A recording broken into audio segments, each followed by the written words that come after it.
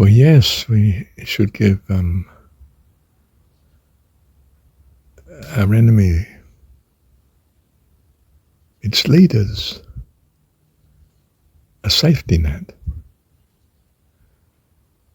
so that when they realise all is turning to custard and they want out,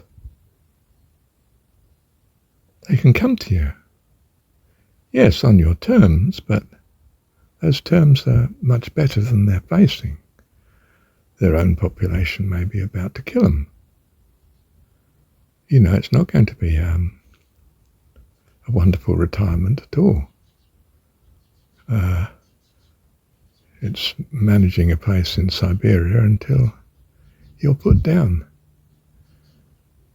probably in the night when you're not expecting it. So you make it clear they've always got a way out. I'm not going to get you for war crimes. I'm going to rejoice in the fact that you've decided this hasn't worked and I want out. And I'm asking my enemy for help. Because I know they are of their God, their beliefs. And that's very important to me at this moment, because it will rescue me.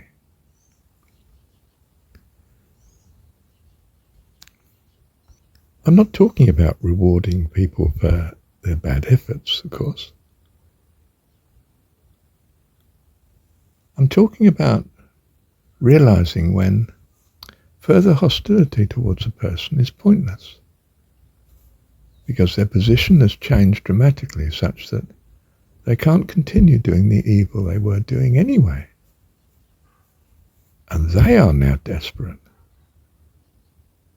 and know in their heart they can turn to you for help.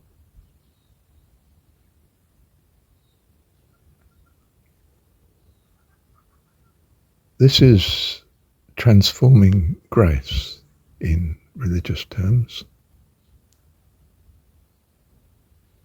It's being humane in secular terms. Either way, it's who we are. We are not here to take revenge. I'm not the administrator of punishment. I'm not out to control you. I'm out to be a blessing to all. And if you can be part of that blessing, well, that's just wonderful. I don't care what your history is. I mean, unless you're still an absolute danger to us in some sense. But that's not likely. If you know that where you are and what you are doing is no longer tenable, worse, there's incredible retribution coming,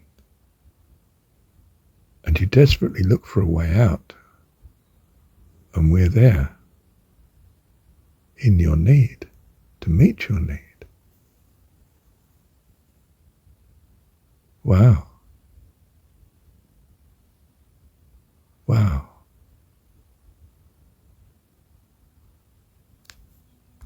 So it's like with your enemy's population. No, as victors, we're not going to kill you all. No way.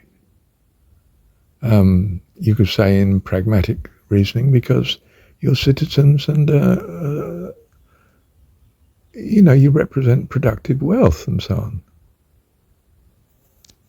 on. I don't want to inherit a desert,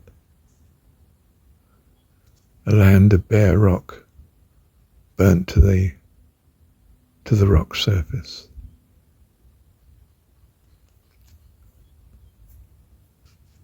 In more humane and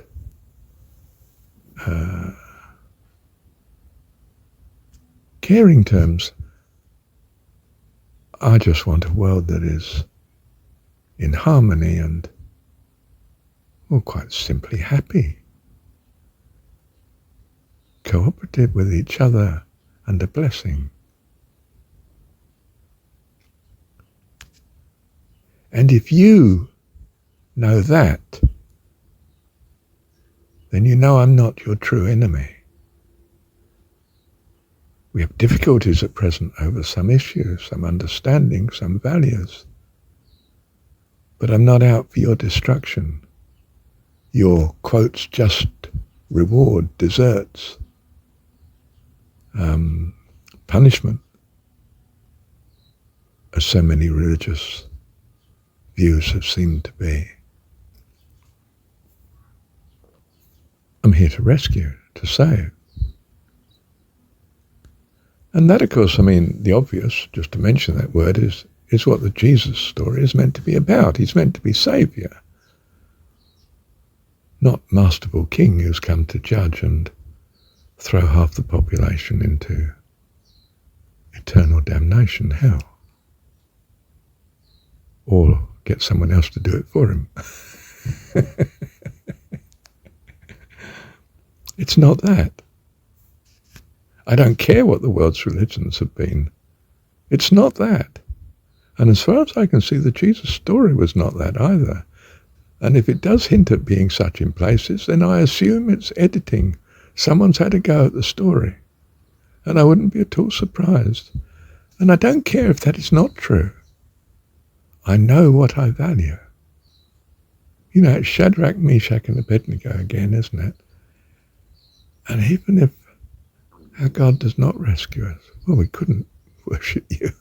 I mean, that's just a nonsense. You're not what we value.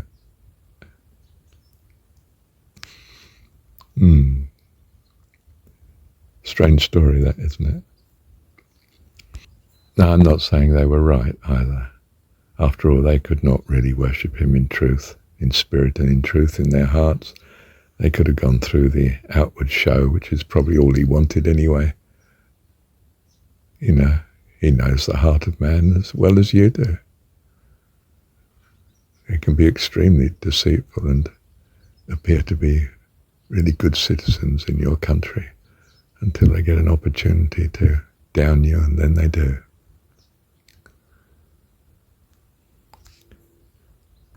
Know your God. Your God can only be the personification of what you truly value at the minute.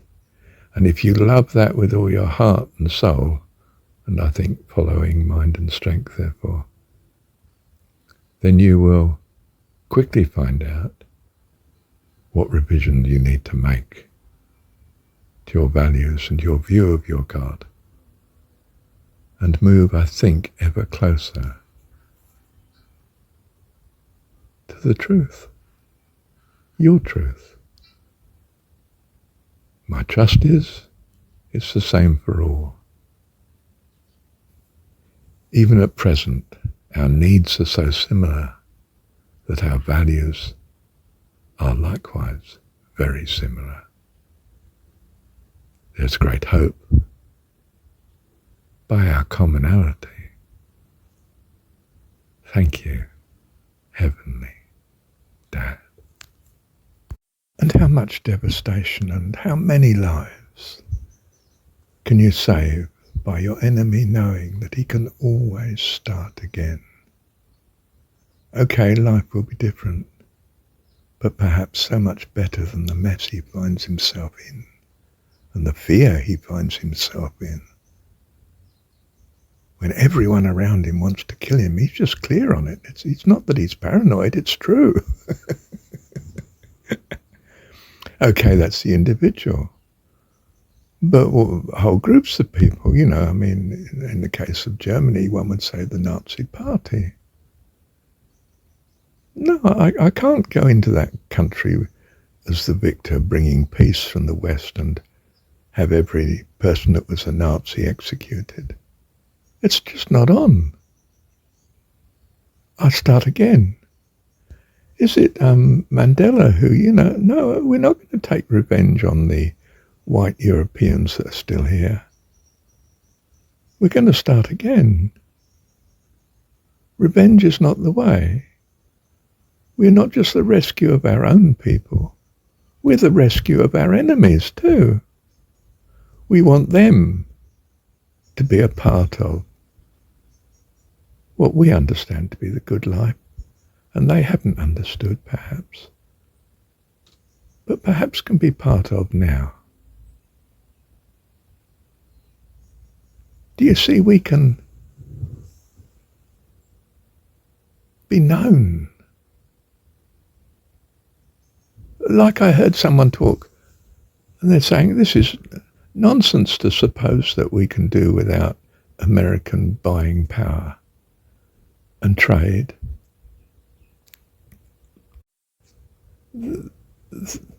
They're reliable. They basically keep their word. They pay their bills on time, more or less. They are the people you can trade with. There aren't substitutes in the world, and certainly not on their scale and their level of, what do you call it, entrepreneurial integrity. I don't mean they're saints. I mean they're so better than the bribery and the corruption that's everywhere else that we turn to. And he's a Chinaman, and he says, therefore, I mean, for goodness sake, no, we can't just turn our backs on the American market.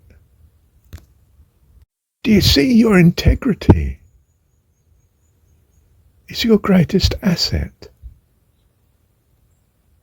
In coming to some understanding, some compromise that's acceptable with your otherwise would-be enemies.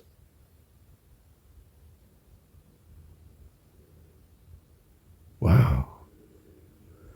That's a big lesson to learn, isn't it? And strengthens your resolve to love your God with all your heart, soul, mind and strength, even if that God is like my dad, who thought that all religion was twaddle, but his word, as a man in the city of London, was his bond. He was a man of integrity.